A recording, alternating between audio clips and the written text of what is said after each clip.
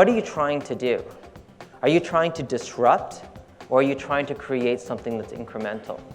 And not all products are disruptive, right? Nor need they be, right? Many products create an incremental experience that really does and can delight the user. Before I get started, can I get a raising of hands? Who here is actively in a product development cycle with either entirely in-house, with a contractor, with a solutions partner, outsource agency? Oh, good. So my maths, I'm going to say 20%, 25%. Who's doing it entirely in-house? Anybody? A couple of people doing it entirely in-house? Okay. All right.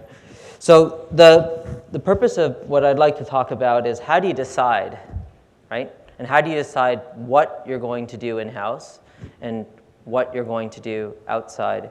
And the context I want to use for that is, can I get I need to click?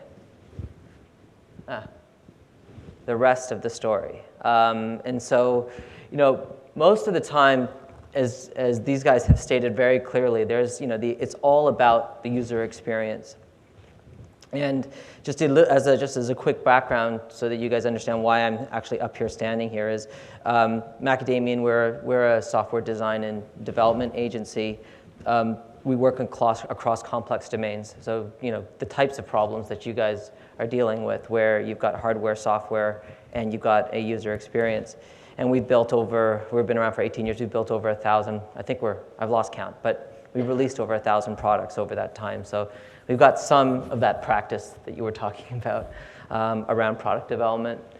And when we engage with partners, with our customers, we call them partners, but when we engage with partners, the biggest challenge is getting beyond a spec sheet, right? So that's really where companies come to us, and the classic is, here's an RFP. Here you go. Well, that doesn't really help us much, because we don't get a chance to get the perspective on that broad picture, that tandem model where you have designers and you have developers and you have business people. We often don't get that full picture. And so where we found clients that work with a provider like us, or even if you have contractors on your team that are a proxy for a software development agency, it's really where you've taken the time to educate and de-risk all three elements of the software development process. So understanding the customer, more often than not, that your business people and your design people are going to be thinking about that. Your technology, often you'll have a technology platform that you're comfortable with and that your folks have really taken a stick to, so you really understand the issues around that. And then more broadly, the experience. These three circles are in the Venn diagram are the same size, but I think today the experience, to create that experience, actually is the hardest of these three buckets. So let's talk about what it takes to create that kind of experience. The most fundamental question we try to ask our partners is, what are you trying to do? Are you trying to disrupt, or are you trying to create something that's incremental? And not all products are disruptive, right? Nor need they be, right? Many products create an incremental experience that really does and can delight the user. So how do you get at what you're doing? Because often what will happen is your product research, most simply, your user research, whether you're using a user validation tool or you're using just, your own experience because you have domain, speaks to the user in the context of use of the application, which doesn't really tell you whether or not you're disrupting them or you're incrementing their life. It just tells you they're using the app. And so folks spend a lot of time talking about UX as UI, right? Which is, it sadly can create problems later on in the development cycle. So one of the things that we try to get our business entrepreneurs to work, when we work with them, to think about is, let's talk about the experience, the whole experience, and how do we create something that truly is something that your customers will fall in love with. And they fall in love in a context of use. And the context of use means everything that they did before they started using your product, and everything that they're going to do after they use your product.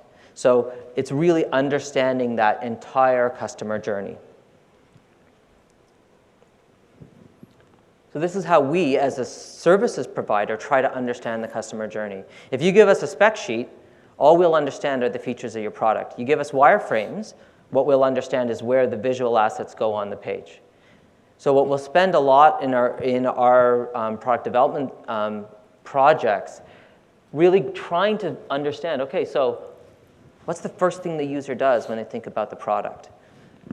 What are they thinking as they use the product? What are the interruptions that they might experience? And so I'm going to just leave that up there, and then I'm going to tell you a couple of stories from some clients we have, because it'll be much more illustrative than a very complex diagram is. So one of our clients was a software company that was building software for hospitals, oncologists particularly. And they had a fundamental issue, is how do you discuss radiography with your patient at the bedside? Doctors, for the most part, are using tablets now, and want to have that conversation at the bedside with their patient. And this is a very difficult problem, because there's all sorts of issues around security, around privacy of information, what happens if the doctor puts the tablet down, all that kind of stuff. So from a product perspective, we had resolved all those issues. Then there's a whole bunch of problems around radiography itself. Those files are massive. They require very high resolution viewers in order to look at and to actually talk about. And the users, the doctors, had told all of our research teams that, you know what, we need to be able to review the radiography at the bedside. So we took an approach of, you know what, let's really test this, because when it comes down to the product development cycle, the difference between allowing a doctor to do a high fidelity radiography review at the bedside versus not represented $1 million in the product. And capital is precious.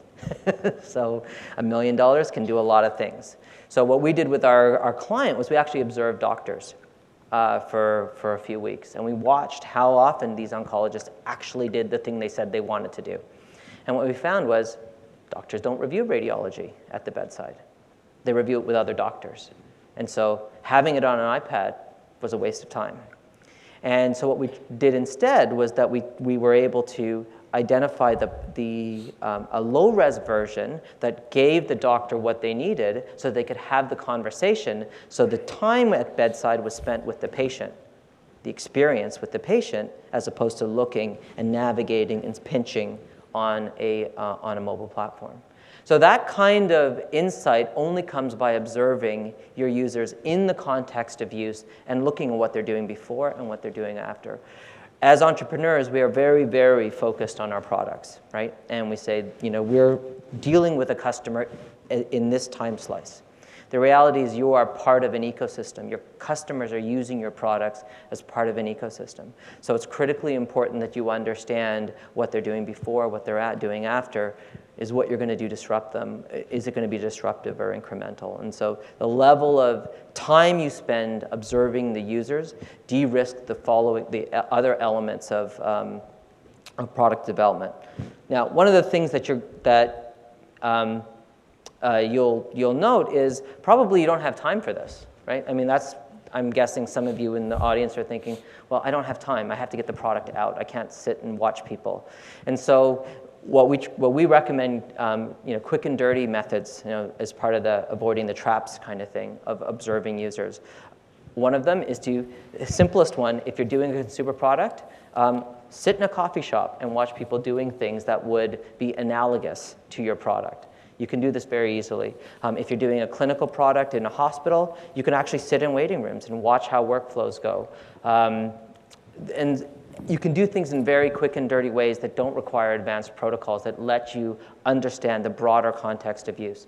You can also bring in partners like us. You can also bring in design firms and individuals. Focus on your area of expertise. If you don't know how to do these kinds of things, bring in people, bring in more voices to the table. The reality is the more diversity you have during the product development cycle early on, so if you're an agile methodology during Sprint 0 and Sprint 1, the more likely you're going to prevent and conserve capital that would get spent on rework later because you missed something that was observable.